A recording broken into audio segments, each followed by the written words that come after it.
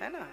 उसी प्रकार आप खाएं तो भगवान का पेट भर जाए, इस भाव से जीवन जियो कि भगवान हमारे भीतर विद्यमान हैं और हम जो भी कर रहे हैं उनकी सेवा कर रहे हैं।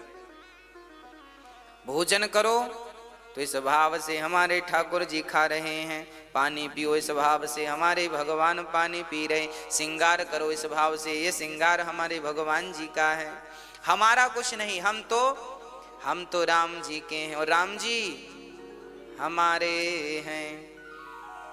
अब सौंप दिया इस जीवन का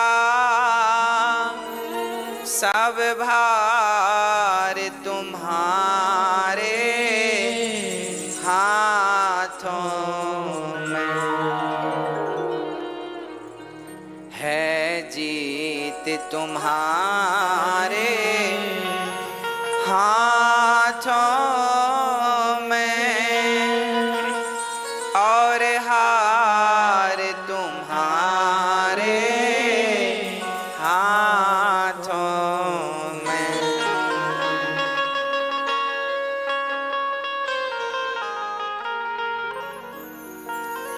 मेरा निश्चय बस एक यही, एक बार तुम्हें पा जाऊं मैं, अर्पण कर दूं दुनिया भर का सब प्यार तुम्हारे हाथों में। सब कुछ भगवान को अर्पण करने का भाव हो। जैसे गंगा मैया दौड़ती है ना, तो इसलिए दौड़ती हैं कि वो समुद्र को, गंगा जी से किसी ने कहा अरे थोड़ा विश्राम कर लो, क्या भागी जा रही हो? बोले विश्राम तब तक नहीं जब तक सागर ना मिल जाए। गंगा तब विश्राम करती हैं जब उन्हें सागर की प्राप्ति हो जाती है। उसी प्रकार हम तब विश्राम करें जब हमें भगवान की प्राप्ति हो जाए। यही जीवन की दौड़ है। लोग कहते हैं भाग रहा है, जीवन दौड़ रहा है। अरे दौड़ना बुरा नहीं है, पर भगवान के लिए दौड़ हो तो दौड़ना भी सार्थक है। और संसार के विषयों के लिए कोई दौड़ रहा है तो वो दौड़ना नहीं। दौड़ना हो तो भगवान के लिए, भगवान के लिए दौड़ हो। एक प्रताप भानु नाम के राजा थे। भागवत राम कथा की चर्चा है, रामचरितमानस का प्रसंग है। धर्म धुरंधर नीति निधाना, तेज प्रताप शील बलवाना, तिहि के भय जुगल सुत बीरा, सब गुण धाम महारन धीरा।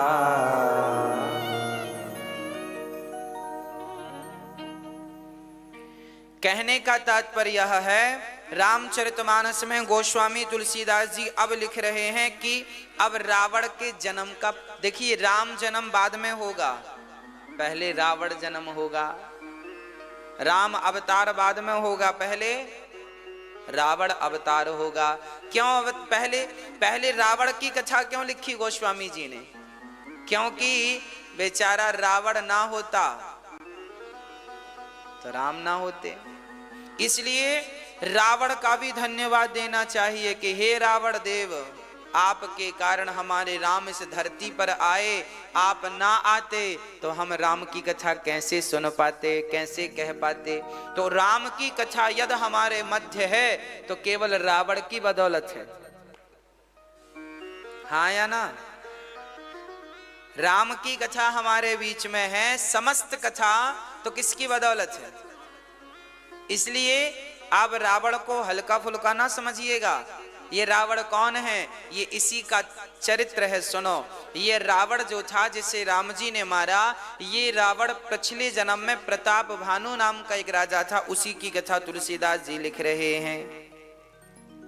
हाँ, प्रताप भानु नाम का एक राजा था जिनके भाई का नाम था अरिमर्दन। प्रताप भानु बड़े धर्मात्मा राजा थे, ब्राह्मणों की बड़ी सेवा किया करते थे, है ना। बड़ा दान पुण्य करते थे, रोज ब्राह्मणों के चरण पखारते थे, रोज ब्राह्मणों की सेवा करते थे, रोज दान दक्षिणा देते थे। अच्छा, पहले हमारे भारत में ऐसा ही हुआ करता था, हम लोग ना बड़े दानी हुआ करते थे, पहले धर्मात्मा हुआ करते थे। पहले हमारा शरीर परोपकार के लिए हुआ करता था पहले, पर आजकल पता नहीं कैसी हवा चली है, आज के जमाने में लोग परोपकार करना भूल गए हैं। आज पहले के लोगों के भीतर दया ज्यादा थी, आज के लोगों के भीतर दया बिल्कुल नहीं है, निर्दयी हो गए हैं। निर्दयी ना होते तो बताओ बेटा माँ बाप को घर से क्यों निकालते हैं ना। प्रताप भानु नाम के एक बढ़िया राजा थे, बड़े दानवीर थे, बड़े ब्राह्मण भक्त थे, समाज की सेवा करते थे, दीन दुखियों पे ध्यान रखते थे, गरीब बेटियों का विवाह ऐसी कराते थे, बहुत अच्छे थे, गायों का दान करते थे, भंडारे कराते थे, उनके घर अन्न क्षेत्र चलता रहता था, कोई आओ कोई भी खाओ, कभी अन्न क्षेत्र 24 घंटे में बंद नहीं होता था, दिन रात खाओ, दिन रात प्रसाद पाओ, है ना। ऐसे प्रताप भानु नाम के एक राजा थे। अच्छा, राजा को अब थोड़ा थोड़ा लोभ आने लगा। प्रताप भानु को क्या आने लगा? लोभ। अब देखिएगा, जब तक आप अच्छे हैं तब तक ही आप अच्छे हैं, जब तक आपके विचार अच्छे हैं तब तक ही आप अच्छे हैं, और आपके अंदर थोड़ा भी कुविचार गया तो आप बुरे हो जाते हैं। सुनिएगा प्रताप भानु के संग क्या हुआ। प्रताप भानु बड़े अच्छे थे, अब वो आसपास के राजाओं को जीतने लग गए। चलो अच्छा था, पहले के राजा महाराजा युद्ध करते थे, वो अपने आप को सर्वश्रेष्ठ कहलाना चाहते थे, राजाओं से युद्ध करते, सबको पछाड़ देते, इतने बलवान थे प्रताप भानु, तेजस्वी थे, कोई राजा टिकता ही नहीं था उनके सामने। बहुत सारे राजाओं को हरा हरा करके इन्होंने कोई को जेल में डाल दिया, किसी को यूं ही भगा दिया, और पूरा एक छत्र, पूरी दुनिया पर एक राजा थे प्रताप भानु। उस जमाने में समस्त भारत पर उनका शासन चलता था, डंका बजता था प्रताप भानु का। एक दिन प्रताप भानु जंगल शिकार खेलने चले गए। सुनिएगा, शिकार खेलने गए ही थे कि प्रताप भानु के जो सैनिक थे, मंत्री जन थे, उनसे वो बिछड़ गए, क्योंकि एक सुअर दिखाई पड़ा, जंगली सुअर, उसे मारने के चक्कर में। अच्छा, पहले के राजा महाराजा ना ऐसे मार मार के अपना निशाना पक्का करते थे, तो वो सुअर, अच्छा वो जो सुअर था ना, वो एक राक्षस था, राक्षस ही सुअर बन के प्रताप भानु को अपनी ओर आकर्षित कर रहा था। प्रताप भानु को पता नहीं चला। प्रताप भानु घनघोर जंगल में प्रवेश कर गए, उनकी सेना, मंत्री, संतरी सब रह गए, और अकेले प्रताप भानु सुअर के पीछे पीछे गए। अब वो सुअर तो मिला नहीं, जंगल झाड़ियों में गायब हो गया, पर प्रताप भानु रास्ता भटक गए। सूर्य अस्त होने का समय था, दूर दूर तक कोई रास्ता नहीं, सन्नाटा ही सन्नाटा था। प्रताप भानु कांप गए, लगता है मेरा अंत आ गया। इस घनघोर जंगल में प्राणों को बचा पाना बड़ा कठिन है, क्योंकि यहाँ भयंकर जानवर रहते हैं। तभी प्रताप भानु को नजर आया एक कुटिया नजर आई, घास की कुटिया। प्यास लगी तो उस कुटिया की तरफ गए, पहुंच गए। वहां पानी पिया प्रताप भानु ने, और देखा तो जंगल, घनघोर जंगल में एक साधु बैठे थे, बड़ी बड़ी जटाएं थीं। अच्छा, ये जो साधु था ना, ये नकली साधु था। ये वही साधु था जिस साधु को प्रताप भानु ने युद्ध करके पराजित। राजा लोग पहले हार जाते थे ना, तो शर्म के मारे अपने नगर नहीं जाते थे कि मैं कैसे मुंह दिखाऊंगा, हार के आ गया, लोग ताने मारेंगे। तो बहुत सारे राजा जंगल में बाबा जी बन जाते थे। उन्हीं में से ये एक बाबा जी थे, नकली साधु। हारा, प्रताप भानु से हारा हुआ साधु था। 10 साल पहले हारा था, 10 साल से इस जंगल में था, बाल बाल बढ़ा लिए थे और जंगल में रहता था। जब इस साधु ने देखा, कपटी साधु ने, ये तो प्रताप भानु है, अब उसे बदला लेने का मौका। याद रखियो मेरी माँ, ये शास्त्र हमें कुछ सिखा रहे हैं। जीवन में दो लोगों को कभी कमजोर नहीं समझना चाहिए। पहला अपने रोग को, रोग, और दूसरा शत्रु, दुश्मन। शत्रु से सदा सावधान और रोगों से सदा सावधान। रोग पिछले महीने हुआ था, अब ठीक हो गया है, फिर भी सावधान रहना, फिर से पनप सकता है। इसलिए उसे समूल जड़ से नष्ट करने का प्रयास करना चाहिए। इसलिए शास्त्र सावधान करते हैं, बिल्कुल सावधान। अपने शरीर का भी हाल चाल देखते रहो, कहां क्या गड़बड़ हो रहा है, किस अंग में प्रॉब्लम चल रही है, तुरंत डॉक्टर को दिखाओ, तुरंत उसका इलाज कराओ, देर ना करो। पहले के लोग बड़े आलसी होते थे, बुखार आज चढ़ी है, चलो कल तक उतर जाएगी, कल भी नहीं उतरी, चलो परसों उतर जाएगी, अब चलो 5 दिन हो गए, अब डॉक्टर को दिखाते हैं। जब तक दिखाए तब तक बहुत काम बिगड़ गया। रोग को हल्के में ना लो,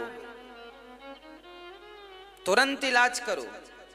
शरीर में कोई भी बीमारी है, तुरंत डॉक्टर से परामर्श करो, उचित डॉक्टर से मिलो, अच्छे डॉक्टर से।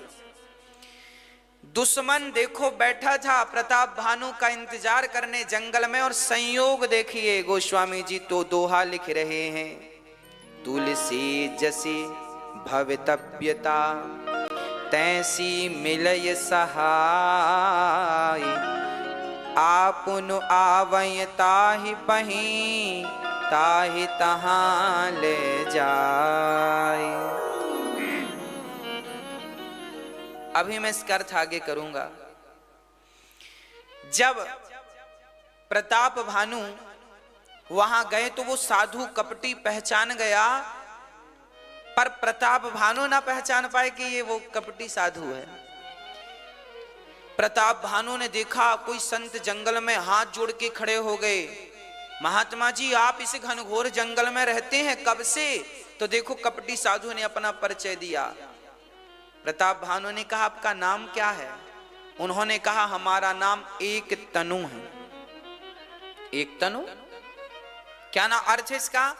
बोले जब से सृष्टि बनी है तब से हमने दूसरा शरीर नहीं लिया, इसलिए एक तनु, एक तन में है, दूसरे तन में हम।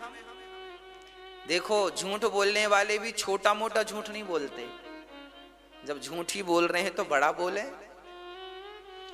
कह दिया कि जब से मैंने जन्म लिया है तब से मैंने दूसरा शरीर ग्रहण नहीं किया, इसलिए मेरा नाम एक तनु। अब प्रताप भानु तो बड़े आकर्षित हुए, वाह आप तो दिव्य महापुरुष हैं, आप तो बड़े दिव्य महापुरुष। अच्छा आप कब से हैं? बोले हमारे सामने सतयुग, त्रेता, द्वापर, कलयुग कई बार बीत गए, हमारे सामने सारे युग बीत गए। प्रताप भानु तो और आकर्षित, वाह आप तो बड़े महापुरुष हैं, बड़े महापुरुष हैं। अच्छा ना, पाखंडी लोग ऐसे ही परिचय देते हैं अपना। आप लोग सावधान, मार्केट में भी ऐसे बहुत बाबा मिल जाएंगे आपको जो अपने आप को यही कहेंगे हम ही भगवान हैं, पौंड्रक जैसे, हम ही भगवान हैं। भगवान क्या है? हम ही भगवान। लोग कहते हैं बड़े बड़े बाबा, एक बाबा जी तो मंदिर में भगवान बने पूज रहे हैं, ये भी एक तनु कह रहे हैं अपने आप को, और आप पूज रहे हैं। इन बाबाओं की गलती नहीं है। देखो ना प्रताप भानु ने अब क्या गलती की। प्रताप, अरे गुरुजी